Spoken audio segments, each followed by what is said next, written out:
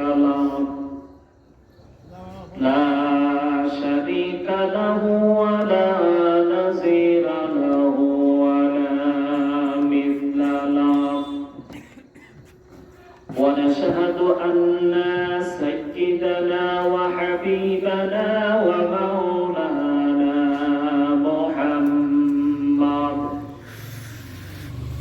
ومولانا محمدا عبده ورسوله فقد قال الله تبارك وتعالى في كلامه المجيد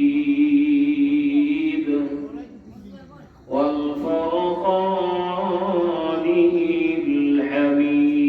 الحميد أعوذ بالله من الشيطان الرجيم بسم الله الرحمن الرحيم وإذ يمكر بك الذين كفروا ليثبتوك أو يقتلوك أو يخرجوك ويمكرون ويمكر الله والله خير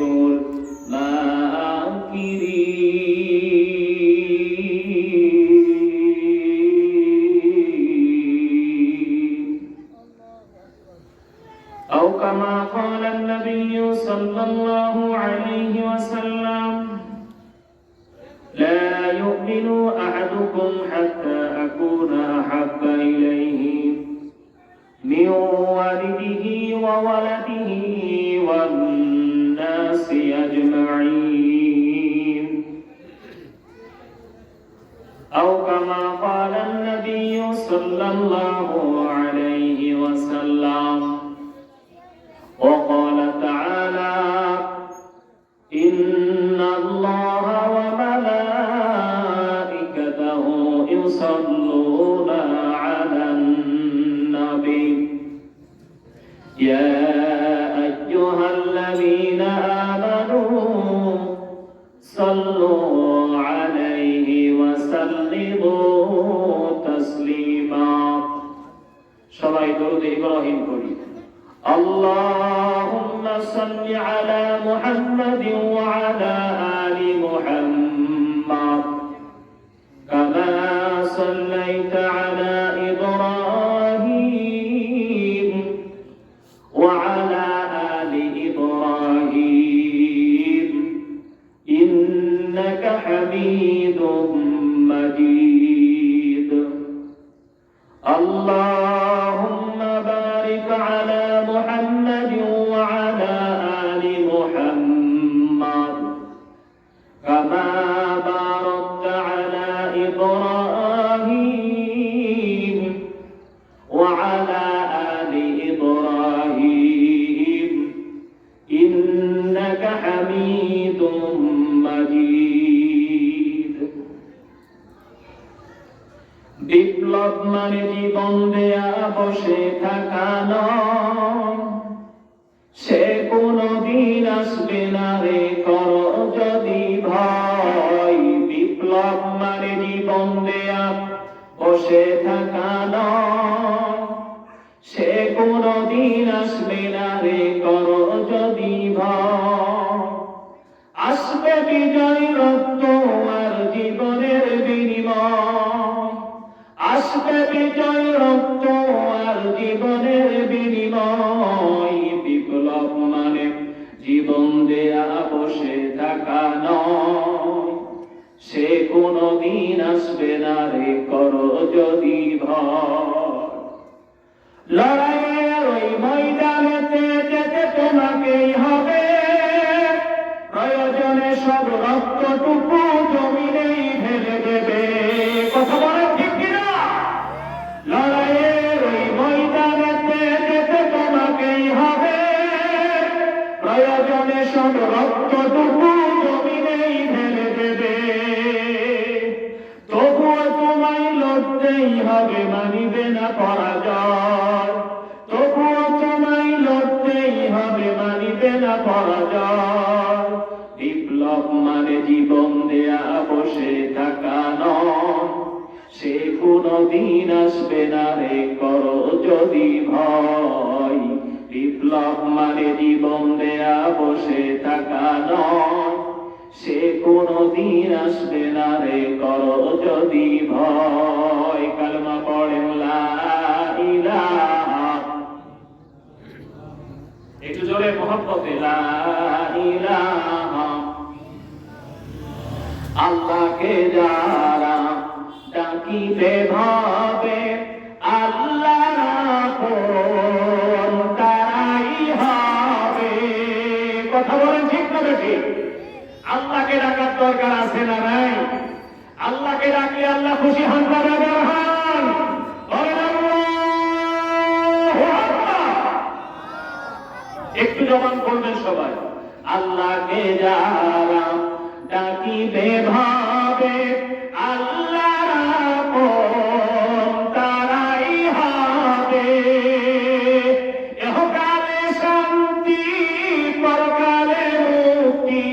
ইহকালে শান্তি, পরকালে মুক্তি দেবেন তারে আল্লাহ তাআলা। লা ইলাহা, জয় লা ইলাহা। দু নয়ন মেলে যেদিকে তাকাই, আল্লাহরই নিয়ামত দেখিতে পাই। আল্লাহু আকবার। সমগ্র পৃথিবী জুড়ে চারিদিক লক্ষ্য করে দেখবেন, আল্লাহ তাআলা প্রত্যেকটা ইঞ্চি ইঞ্চি জায়গাতে অসংখ্য নিয়ামত ছড়িয়ে ছিটিয়ে রেখেছেন। বলেন আলহামদুলিল্লাহ। দু নয়ন মেলে যেদিকে তাকাই, মাওলারই নিয়ামত দেখিতে পাই।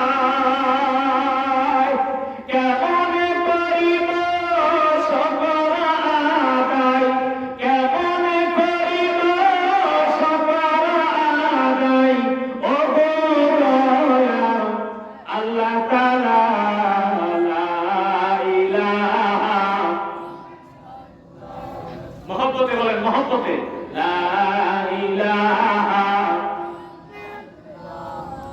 লা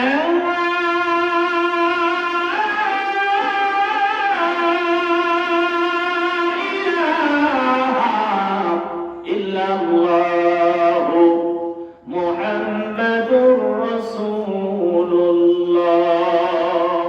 সাল্লাল্লাহু আলাইহি ওয়াসাল্লাম। নওগাঁ জেলার মান্দা থানার ঐতিহ্যবাহী জায়গা কিত্তরি উত্তরপাড়া মারকাজুস সুন্নাহ ইসলামিয়া হাফিজিয়া কওমি মাদ্রাসার উদ্যোগে আয়োজিত ঐতিহাসিক তাফসীরুল কোরআন মাহফিল। আজকে তাফসীরুল কোরআন মাহফিলের সম্মানিত সভাপতি, অসংখ্য ছাত্রদের উস্তাদদের যিনি উস্তাদ, আমার সম্মানিত অত্যন্ত মহব্বতের মানুষ, আপনাদের নয়নের মণি হযরত হাফেজ মাওলানা মুহাম্মদ ফখরুল ইসলাম মুহতামিম মান্দা কওমি মাদ্রাসা মান্দা নওগাঁ। আল্লাহ তাআলা আজকে এই তাফসীর মাহফিলের সম্মানিত সভাপতি সাহেব আমার বন্ধুবর ফখরুল ইসলামকে আল্লাহ তাআলা নেক হায়াত, শারীরিক মানসিক সুস্থতা দান করুক। সকলে বলছি আল্লাহুম্মা আমিন।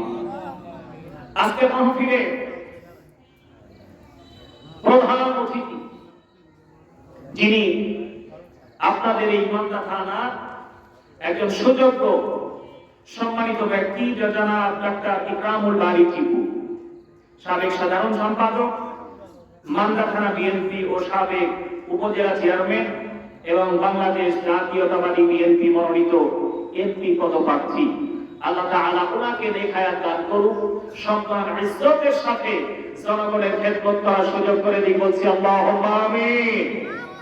আজকের মাহফিলে প্রধান মেহমান আছেন উনিও একজন মান্দা থানার অত্যন্ত স্বনামধন্য একজন ব্যক্তি, কেন্দ্রীয় মজলিসে শুরার সদস্য এবং আমির বাংলাদেশ জামাতে ইসলাম।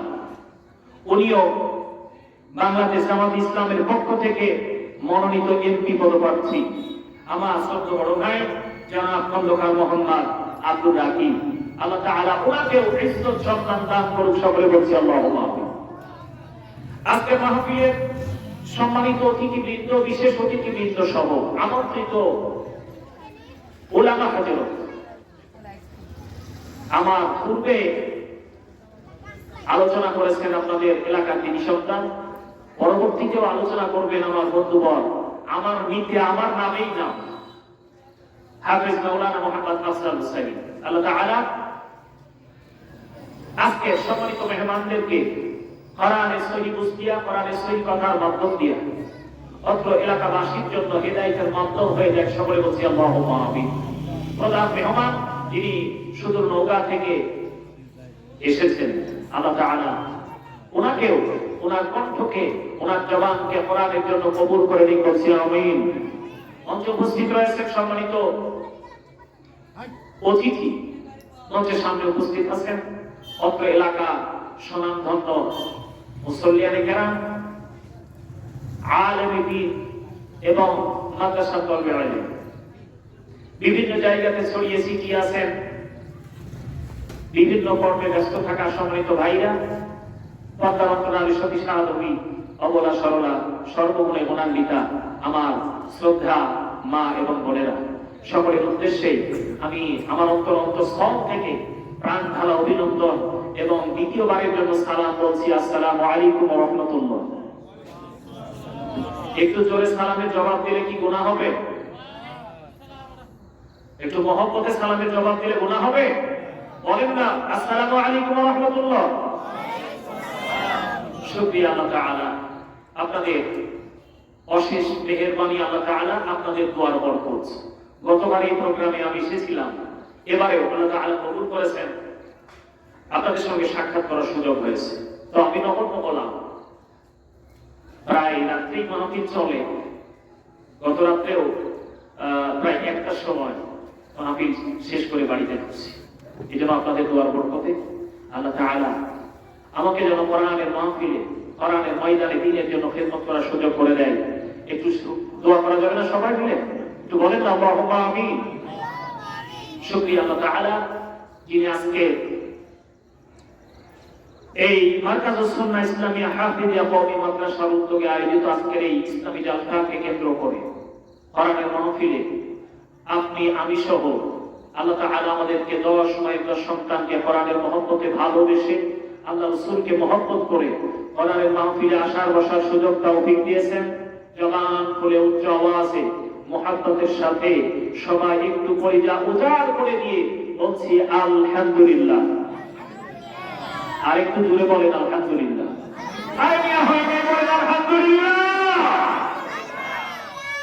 লাখো কোটি দরুদ ও তাসলিমাত বিশ্বনবী, বিশ্বনেতা, সাইয়্যিদুল মুরসালিন, খাতামান নবিয়্যিন জনাবে মুহাম্মদ রাসূলুল্লাহ সাল্লাল্লাহু আলাইহি ওয়াসাল্লামের উপর।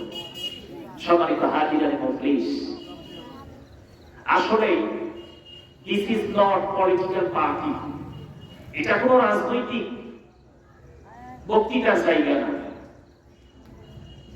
এমনকি I am not political person, আমিও কোনো রাজনৈতিক দলের বক্তা না। তবে আপনাদের সামনে কোরআন এবং হাদিস থেকে কিছু সময় যদি কথা বলি, আপনারা বিরক্ত হবেন না তো? শুনবেন তো ইনশাআল্লাহ? কারা কারা শুনবেন একটু হাত করে দেখান তো ভাই। লিল্লাহি তাকবীর। একটু জবান করে বলেন লিল্লাহি তাকবীর, লিল্লাহি তাকবীর। মাশাআল্লাহ, মাশাআল্লাহ। খাওয়া দাওয়া শেষ হয়েছে, শরীরে একটু পাওয়ার আসছে, এই জন্য জবান খুলে সুবহানাল্লাহ আলহামদুলিল্লাহ যদি বলতে হয় বলবেন তো ইনশাআল্লাহ। আল্লাহ তাআলা কবুল করে নি, বলছি আমিন। মুসলমান, আল্লাহর গোলাম, আল্লাহ সুবহানাহু ওয়া তাআলা দুনিয়ার জিন্দেগিতে কোরআন এবং রাসূলের সুন্নাহ, কোরআন এবং রাসূলের সুন্নাহ, এই দুইটা জিনিসকে পৃথিবীর জমিনে আল্লাহর নবী বিদায় হাজার বছর ভাষণে বলে গেলেন, তারাকতু ফীকুম আমরাইন লান তাদিল্লু মা তামাসসাকতুম বিহিমা কিতাবাল্লাহ ওয়া সুন্নাতুর রাসূল। আমি বিদায় নিয়ে চলে গেলাম, দুনিয়ার জমিনে দুইটা জিনিস থাকলো, তোমরা যদি আঁকড়ে ধরতে পারো তাহলে কোনো অবস্থাতেই পথভ্রষ্ট হবে না, বিপদগামী হবে না। আল্লাহ তাআলা কোনো অবস্থাতে তোমরা আল্লাহর কোরআনকে বাদ দিবে না, আর দ্বিতীয় নাম্বারটা হলো রাসূলের সুন্নাহকে বাদ দিবে না, আঁকড়ে ধরবে। বলেন সুবহানাল্লাহ। এই যে আজকের যে বিষয়টি আমি আপনাদের সামনে আলোচনা করতে চাচ্ছি, নগণ্য বলা, আমি বিষয়টা আলোচনা করতে চাচ্ছিলাম বিশ্বনবীর ভালোবাসা। বিশ্বনবীর ভালোবাসা। এর আসুন আল্লাহ রাব্বুল আলামিন কোরআন কারীমের মধ্যে সেই নবীর বিষয় সম্পর্কে বলেছেন যে ওয়া ইন্নাকা লাআলা খুলুকিন আযীম, আমার নবীর চরিত্র হলো উত্তম চরিত্র। বলেন সুবহানাল্লাহ। এই যে আল্লাহ বলেন ইন্না দীনা ইনদাল্লাহিল ইসলাম, কমপ্লিট কোড অফ লাইফ, পূর্ণাঙ্গ জীবন ব্যবস্থা তোমাদেরকে আমি দান করেছি। আর এই পূর্ণাঙ্গ জীবন ব্যবস্থার পাশাপাশি আরেকটা পূর্ণাঙ্গ চরিত্রের, উত্তম চরিত্রের অধিকারী হলেন বিশ্বনবী জনাবে মুহাম্মদুর রাসূলুল্লাহ সাল্লাল্লাহু আলাইহি ওয়াসাল্লাম। মুসলমান আল্লাহর ওয়ালা,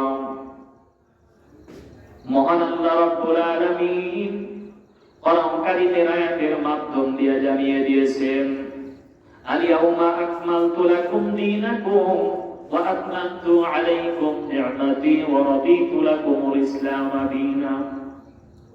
দুনিয়ার জমিনে আমি আল্লাহ রাব্বুল আলামিন ইসলামকে মনোনীত ধর্ম হিসেবে পাঠিয়েছি।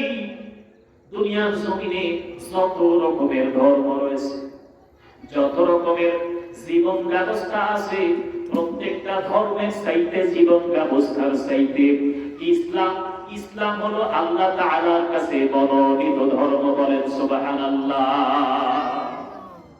বিশ্বনবী জনাবে মুহাম্মদুর রাসূলুল্লাহ সাল্লাল্লাহু আলাইহি ওয়াসাল্লাম এই দুনিয়ার জমিনে, জমিন থেকে বিদায় নিয়েছেন, আল্লাহ প্রদত্ত বিধান দুনিয়ার জমিনে রেখেছেন।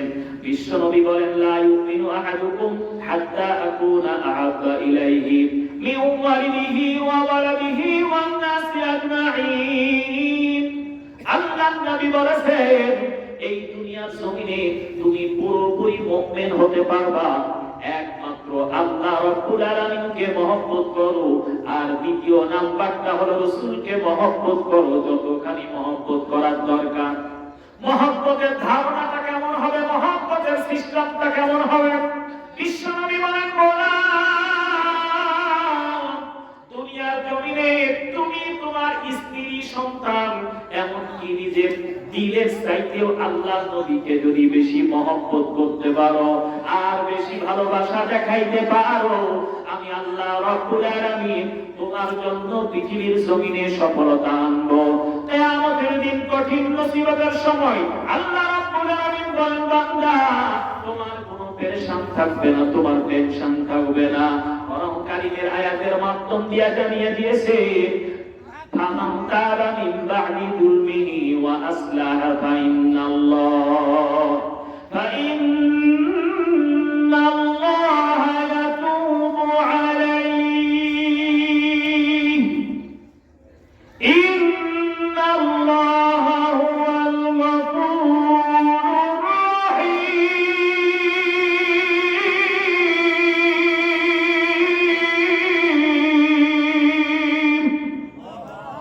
আওয়াজ দেন না যে আল্লাহ কোরআনের তেলাওয়াত শুনলে আল্লাহু আকবার আওয়াজ জবান থেকে এমনিতেই বেরিয়ে আসবে। কথা বলেন ঠিক কি? এই জন্য বলতে চাই মুসলমান ভাই, আল্লাহর নবীও বললেন কোরআনকে মহব্বত করো, আল্লাহ রাসূলের সুন্নতের প্রতি মহব্বত পয়দা করো। আল্লাহর কোরআন থেকেও প্রমাণিত হয় তুমি যদি দুনিয়ার জমিনে শান্তি প্রতিষ্ঠা করতে চাও, পরকালীন জীবনটা যদি তোমার জন্য সুখময় বানাইতে চাও, তাহলে দুইটা জিনিসকে ফলো করা লাগবে। একটা হলো আল্লাহর কোরআন, দ্বিতীয় নাম্বারটা হলো রাসূলের সুন্নাহ। দুনিয়ার জমিনে তুমি যদি পুরোপুরি মুমিন হতে চাও, এই দুইটা জিনিসকে ফলো করা লাগবে। এই জন্য আল্লাহর নবী বলেছেন এই দুনিয়ার জমিনে তুমি যদি আল্লাহ তাআলাকে পাইতে চাও, যদি তুমি আল্লাহ তাআলাকে পাইতে চাও মহব্বত করা লাগবে নবীকে, বলেন সুবহানাল্লাহ। তুমি যদি আল্লাহ তাআলাকে পাইতে চাও মহব্বত করা লাগবে রাসূলকে, আর রাসূলকে যদি তুমি পাইতে চাও মহব্বত করা লাগবে রাসূলের সুন্নতকে। রাসূলের সুন্নতের আমল যদি তোমার জীবন ফিটিং হয়ে যায়, আল্লাহর নবী বললেন তোমার জীবনটা হলো সাকসেসফুল, বলেন সুবহানাল্লাহ। ফালাউলা ফাদলুল্লাহি আলাইকুম ওয়া রাহমাতুহু লাকুনতুম ওয়া রাহমাতুহু লাকুনতুম মিনাল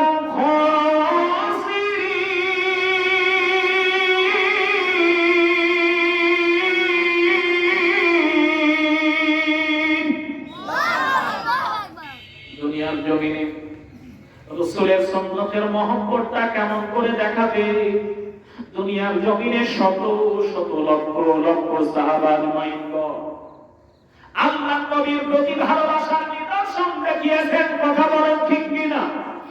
আল্লাহর নবীর প্রতি কেমন মহব্বত আর ভালোবাসা দুনিয়ার জমিনে একটা বারের জন্য খেয়াল করবে মুসলমান, গোটা পৃথিবীর জমিন থেকে লক্ষ লক্ষ হাদিসা ওই বাইতুল্লাহ জিয়ারতের জন্য প্রতি মুহূর্তের জন্য যায়। মদিনার জমিনে শুয়ে আছেন আমার নবী বিশ্ব নবী জনাবে মুহাম্মদ রাসূলুল্লাহ সাল্লাল্লাহু আলাইহি ওয়াসাল্লাম, সচক্ষে দেখার সুযোগ হয় নাই। আল্লাহ তাআলা ওই সমস্ত মানুষদেরকে ভাগ্যবান মানুষ করেছে যারা মদিনার জমিনে গিয়া আল্লাহ নবীর রওজা মোবারকের দাঁড়ানোর সুযোগ পেয়েছেন, কথা বলেন ঠিক কি? আমার বন্ধুবর মাওলানা মুহাম্মদ আফজাল ভাই মদিনায় উমরা করার জন্য গিয়েছে, আল্লাহ নবীর রওজা মোবারকের সামনে দাঁড়িয়েছে। যত হাদিসের কাছ থেকে আমি শুনেছি, বাজা আপনি তো জিয়ারত করেছেন নবীর রওজা মোবারক, এখান থেকে ফিরে আসার পর আপনার দিলটা কি বলে, কেমন করে আপনি নিজেকে চেক দেন? প্রত্যেক হাদিসের মুখ থেকে আমি শুনেছি, প্রত্যেকেই বলেছি রে বাজার ওই মদিনার জমিন থেকে ফিরে আসার সময় বারবার দিলটা কাঁদে, আবার যেতে মন চায়। ওই বাইতুল্লাহ জিয়ারতে মন করে 12টা ঘন্টা 24টা ঘন্টা রাসূলের রওজা মোবারকের সামনে দাঁড়াইয়া থাকে। হাদিসাত যারা দিয়েছেন তারা জানে আল্লাহর নবীর রওজা মোবারকের সামনে দিয়ে যদি সালাম দেওয়া হয়, রাসূলের উপরে যদি দরুদ পড়া হয়, দিলটা কত সন্তুষ্ট হয়ে যায়। আমি অধম যেতে পারি নাই, কিন্তু অনুমান করে বুঝতে পারি, কারণ আল্লাহ তাআলা আপনাদের আমাদের সকলকে যেন মদিনার মেহমান বানিয়ে দাও, বলেন আমিন। মদিনা যাইতে পারলাম না, মদিনা দেখতে পারলাম না, মদিনা নাম কত সুন্দর,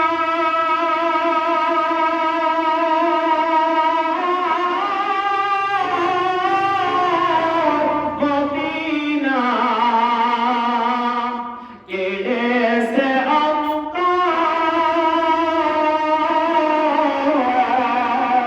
ওই মদিনার পথের ধুলি, আমি ওই মদিনার পথের ধুলি আমি মাপতে পারলাম না, মদিনা যাইতে পারলাম না, মদিনা দেখতে পারলাম না। আল্লাহ তাআলা যেন আপনাকে আমাকে মদিনার মেহমান হিসেবে কবুল করে নেয়, বলেন আমিন। মুসলমান ভাই, ওই বিশ্ব নবীর প্রতি আপনার যদি মহব্বত অন্তরের মধ্যে পয়দা করতে চায়, মহব্বত করা লাগবে নবীর সুন্নতকে, মহব্বত করা লাগবে দুনিয়ার জমিনে রাসূলের সুন্নাহগুলিকে অনুসরণ করো। আল্লাহর নবী বলেছেন এমন এক সময়, যেই সময় ঈমানটা ধরে রাখা অত্যন্ত দুরূহ ব্যাপার। এইরকম মুহূর্তে তুমি যদি আল্লাহর নবীর একটা সুন্নতকে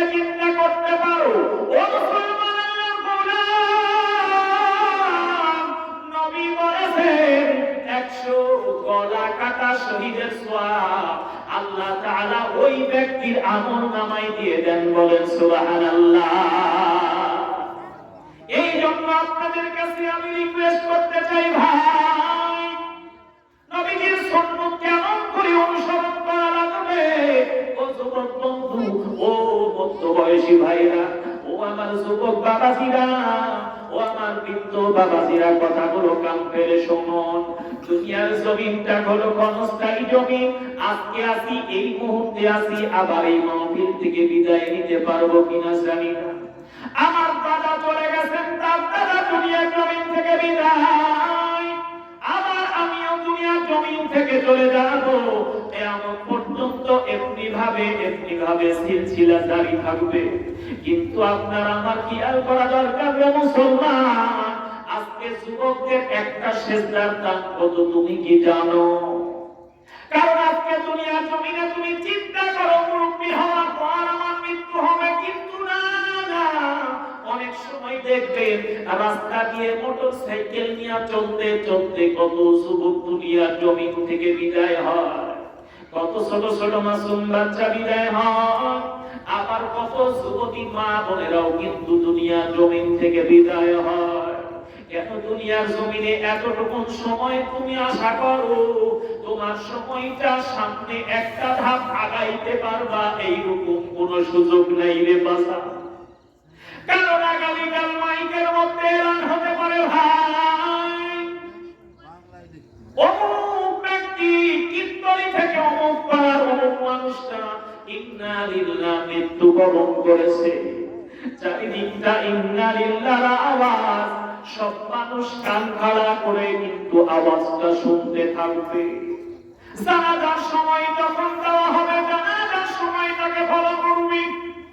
মৃত্যুবরণ করার পর একটা মানুষ বাসের ঝোপের ভিতরে কবরস্থানে গিয়ে আমার কবর কাটা আরম্ভ করবে। একদল মানুষ বাসের ঝোপে গিয়া বাস কাটা আরম্ভ করবে, আবার একদল মানুষ কিন্তু গরম পানি জাল করবে, গরম পানি বড়ই পাতা দিয়া। একদল মানুষ বাজারে গিয়া কাপড় কেনার জন্য হাজির। ও যুবক বন্ধু, মুসলমান ভাইরা রে আমার, দুনিয়ার জমিনে কেন এত পাওয়ার দেখাও? কেন এত দুনিয়ার জমিনকে মহব্বত করো? কেন আজকে টাকার মহব্বত, অর্থ সম্পদের মহব্বত তোমাকে এইরকম পথভ্রষ্ট করে দিল? ও মুসলমান, আল্লাহর গোলাম, মনে রাখা লাগবে, ওই যে একদল মানুষ বাজার থেকে কাপড় কিনে আনার পর আমাকে গরম পাতার পানির মধ্যে জড়াইয়া কাপড়ের মধ্যে পেঁচাইয়া আমাকে যখন জানাজায় নিয়ে যাওয়া হবে, জানাজা দেওয়ার পর আবার কিন্তু দাফন করার জন্য কবরস্থানে নেওয়া হবে।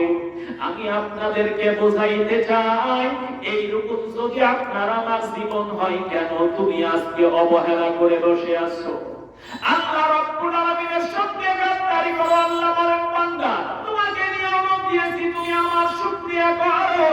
আমি দুনিয়ার জমিনে তোমাকে আমার গোলামের জন্য পাঠিয়েছি। আল্লাহর নবীর সুন্নতের মহব্বত করো, আর যদি তুমি এইরকম করতে পারো, তোমার জীবনটা হবে সাকসেসফুল। তুমি একজন আদর্শ মুসলমান হবা, তুমি একজন প্রকৃতপক্ষে পুরোপুরি মুমিন হতে পারবা।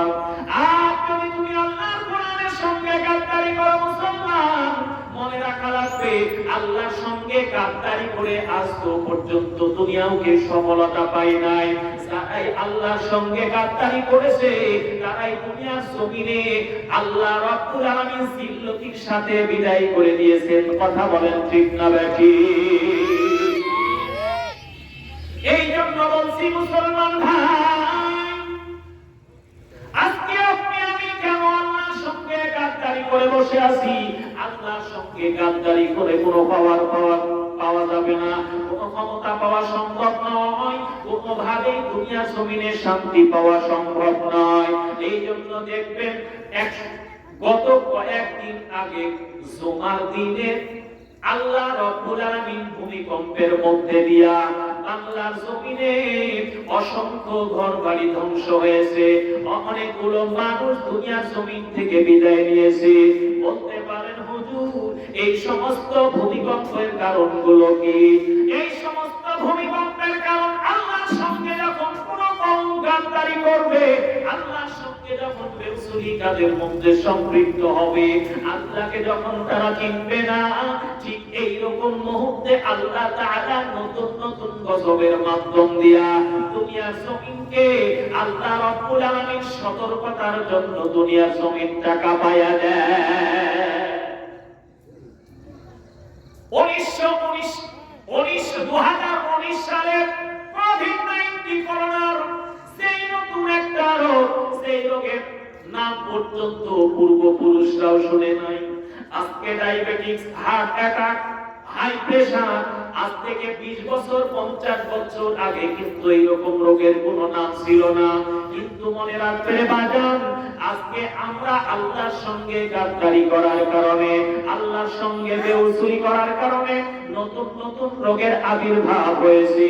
এক সময় মানুষ হার্ট অ্যাটাকে মরতো না, ডায়াবেটিসে মরতো না, হাই প্রেসারে মরতো না, হৃদরোগে আক্রান্ত হয়ে মরতো না।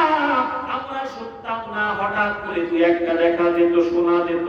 কিন্তু আজকে অহরহ দুনিয়ার জমিনে হার্ট অ্যাটাক, ডায়াবেটিস আর কত রকমের রোগের আবির্ভাব হয়েছে। এই জন্য আপনাদেরকে বোঝাইতে চাই, এই দুনিয়াতে এই রকম নতুন নতুন রোগের আবির্ভাব হওয়ার কারণ হলো মুসলমান আল্লাহর গোলাম আল্লাহর সঙ্গে গাদ্দারি করার কারণে, আল্লাহর নাফরমানি করার কারণে আজকে দুনিয়ার জমিনে আমাদেরকে এই রকম গজব আযাবে পতিত হতে হচ্ছে। বলেন নাউজুবিল্লাহ। এই জন্য মনে রাখা লাগবে যে আপনি আমি দুনিয়ার জমিনে সবেমাত্র অল্প সময়ের জন্য একটা অতিথি, অল্প সময়ের জন্য আপনি আমি একটা অতিথি, কখন জানি বিদায় নিয়ে চলে যাব। এই জন্য এই গোটা বডির মধ্যে, অল বডির মধ্যে ছোট্ট একটা গোস্তের টুকরা, যার নাম হলো কর্ণ। বলে এই কর্ণটা যদি আমি পরিশুদ্ধ করতে পারি, এই কর্ণটাকে যদি আল্লাহওয়ালা বানাইতে পারি, এই কর্ণটাকে যদি আল্লাহ রাসূলের সুন্নাতওয়ালা বানাইতে পারি, আমার বডি স্ট্রাকচারটা, পুরো বডিটা আল্লাহওয়ালা হয়ে যাবে, রাসূলের সুন্নাতওয়ালা হয়ে যাবে। বলেন সুবহানাল্লাহ। সুবহানাল্লাহ। বলতে পারেন হুজুর জ্বলন্ত প্রমাণ? জ্বলন্ত প্রমাণ হলো এই যে অ্যান্ড্রয়েড ফোনগুলো, এই অ্যান্ড্রয়েড ফোনগুলো আপনারা অনেকেই, প্রায় 99% লোকের কাছে আছে। এক সময় এক ফেসবুকের এক পেজে আমি দেখলাম এক সুন্দর ঘটনা। ঘটনাটা কি? এক ডাক্তারের কাছে একটা রোগী গেছে যে স্যার আমার বুকে ব্যথা, আমার বুকে ব্যথা হয়, বুকে যন্ত্রণা হয়, কেমন জানি সমস্যা, একটু মেহেরবানি করে আমার ট্রিটমেন্টটা একটু দেখবেন, করে দিবেন। তাকে এক্সরে দেওয়া হলো, আল্ট্রাসাউন্ড করতে দেওয়া হলো, আর অন্যান্য রিপোর্ট করতে দেওয়া হলো। এবার রিপোর্টগুলি ব্যাক আসার পরে ডাক্তার সাহেব রিপোর্টগুলিতে দেখছেন যে আল্ট্রাসোনোগ্রাফি যে রিপোর্ট আছে, এই রিপোর্টে এই যে আজকের এই যে ক্যামেরাগুলি আছে, এই ক্যামেরার মধ্যে একটা লেন্স আছে, এই লেন্সের মাধ্যম দিয়ে আমার সব কিছু কিন্তু ভিডিও ফুটেজটা সেখানে স্থানান্তরিত হচ্ছে। কথা বলেন ঠিক কিনা? এই ক্যামেরা, আল্ট্রাসোনোগ্রাফিতে যে ক্যামেরা দিয়ে ছবি উঠানো হয়েছে, বলে এই ছবিতে ধরা খাইছে যে এই রোগীর হাতের কাছে একটা জ্বলন্ত তেলাপোকা, তেলাপোকা ছিলেন আপনারা? আশলা ছিলেন তো? এই আশলা তেলাপোকা কোথায়? বলে এই রোগীর হাতের ভিতরে, বুকের ভিতরে জীবন্ত তেলাপোকা। রোগী তো আশ্চর্য, জীবন্ত তেলাপোকা এইভাবে কেমন করে ঢুকলো, এটা কেমন করে সম্ভব? ডাক্তারও থ মেরে গিয়েছেন, এটা কেমন করে সম্ভব? এবার ডাক্তার সাহেব বললেন, বাংলা জমিনে আপনার কোনো চিকিৎসা করা সম্ভব নয়, বরং আপনাকে চিকিৎসার জন্য সিঙ্গাপুরে যেতে হবে। ঠিক সাজেশন অনুযায়ী কাজ। এই সবগুলো রিপোর্ট সিঙ্গাপুরে নিয়ে সিঙ্গাপুরের ডাক্তারকে বললেন, ডাক্তার দ্বিতীয়বার রিপোর্ট করে আবার দ্বিতীয়বার রিপোর্টগুলি পুঙ্খানুপুঙ্খ এইরকম ভাবে দেখলেন। এবার রোগীকে ডাক্তার সাহেব বলছেন, নো প্রবলেম, নো প্রবলেম, কোনো সমস্যা নেই। বলে ডাক্তার সাহেব আমার বুকে তেলাপোকা, জীবন্ত তেলাপোকা, আর আপনি বলেন কোনো সমস্যা নাই, এইটা কেমন কথা? এবার ডাক্তার সাহেব বলছেন যে আপনার বুকে তেলাপোকা নাই।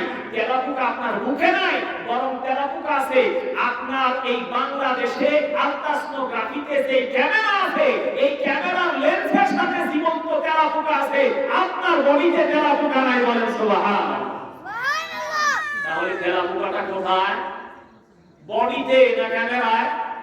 ক্যামেরার গ্লাসের ভিতরে জীবন্ত তেলাপোকা। আসলে এই মূল কথাটা হলো এই হাতের কোনো দোষ নাই, এই চোখের কোনো দোষ নাই, এই পায়ের কোনো দোষ নাই, জবানের দোষ নাই। দোষটা হলো আমার কলবের। এই কলবটা গুনাহ করতে করতে কলবটা এমন পরিচাযুক্ত হয়েছে।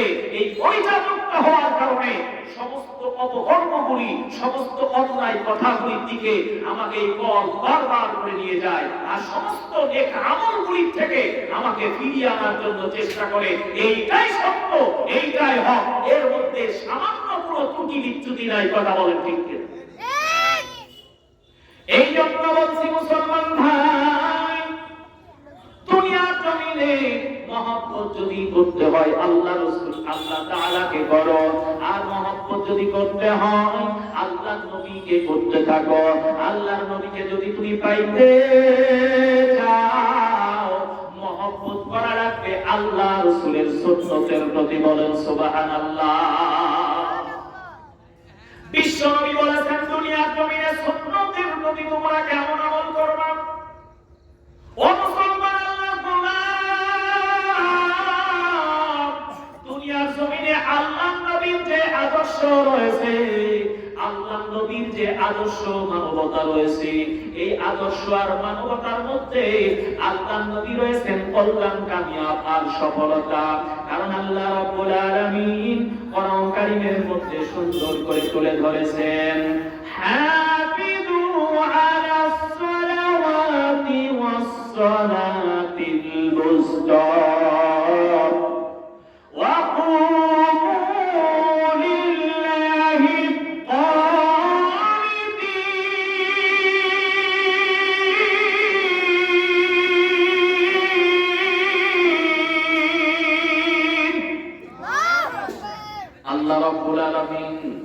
এই দুনিয়ার জমিনে রাসূলকে যদি তুমি ভালোবাসতে পারো, রাসূলের সুন্নতকে যদি তুমি ভালোবাসতে পারো, বিশ্ব নবী বলেন রাসূলের সুন্নত কেমন করে তুমি মহব্বত করবা? ও মুসলমান আল্লাহর গোলাম, রাসূলের সুন্নতকে যদি তুমি মহব্বত করতে চাও, হাতের আঙ্গুলগুলির দিকে দেখো। আজকে পৃথিবীর জমিনে, বাংলার জমিনে এমন কতগুলো যুবক আছে হাতের আঙ্গুলগুলো 1 ইঞ্চি পরিমাণে লম্বা, হাতের আঙ্গুলগুলো 1 ইঞ্চি পরিমাণে ইটের কাঠরোগাগুলো লম্বা থাকে। ডান হাতের এবং বাম হাতের ওই সমস্ত যুবকদেরকে বলবে এইটা কোন নবীর সুন্নত, এইটা কোন নবীর সুন্নত? যদি এই কথা জিজ্ঞেস করা হয়, তারা মুস্কি হাসি দিয়ে পিছনে দৌড় মারবে। কারণ এটা কোন নবীর সুন্নত নয়, এটা হলো শয়তানের সুন্নত। কথা বলেন ঠিক কিনা? এই জন্য বলছি যুবক বন্ধু, একটা বারের জন্য খেয়াল করা লাগবে। আপনার হাতের মধ্যে যদি নবীর সুন্নতটা খুঁজে পেতে চান, আপনার নবীর সুন্নতটা হাতের আঙ্গুলের মধ্যেও খুঁজে পাবেন। কারণ বিশ্ব নবী বলেন হাতের আঙ্গুলগুলি কাটবা সুন্নত তরিকায় সপ্তাহে একবার। যদি সপ্তাহে একবার তুমি হাতের আঙ্গুলগুলো কাটতে পারো, সুন্নতের উপরে আমল হয়, নবীর মহব্বতটা অন্তরে পয়দা হয়। আর দুনিয়ার জমিনে শয়তানের অনুসরণ থেকে তুমি নিজেকে হেফাজতে রাখতে পারবা। এই রকম ভাবে মাথার দিকে খেয়াল করো মুসলমান যুবক। আজকে ম্যারাডোনা, মেসিকে টার্গেট করে চুলটাকে কর্তন করা হয়, কাটা হয়। তুমি তো একজন মুসলমানের সন্তানদের যুবক ভাই, তুমি তো একজন মুসলমানের সন্তান, তোমার সুন্নত তরিকায় চুল কাটা লাগবে, তোমার চুলটা কাটা লাগবে মদিনার নবীর সুন্নত তরিকা অনুযায়ী। কিন্তু তুমি মেসিকে অনুসরণকারী বানাইয়া, মেসিকে তুমি অনুসরণ করো, রোনালদোকে অনুসরণ করো। আজকে তুমি ওই সমস্ত খেলোয়াড়দের, ওই সমস্ত চলচ্চিত্র নায়কদের তাদের অনুসরণের মাধ্যম দিয়া চুলটা কাটাও। এই সমস্ত অনুসরণের কারণে তোমার কলিজার মধ্যে, তোমার কলবের মধ্যে মরিচা ধরেছে, আর এই মরিচা ধরা কলটা তোমাকে বারবার গুনার দিকে টেনে নিয়ে যায়।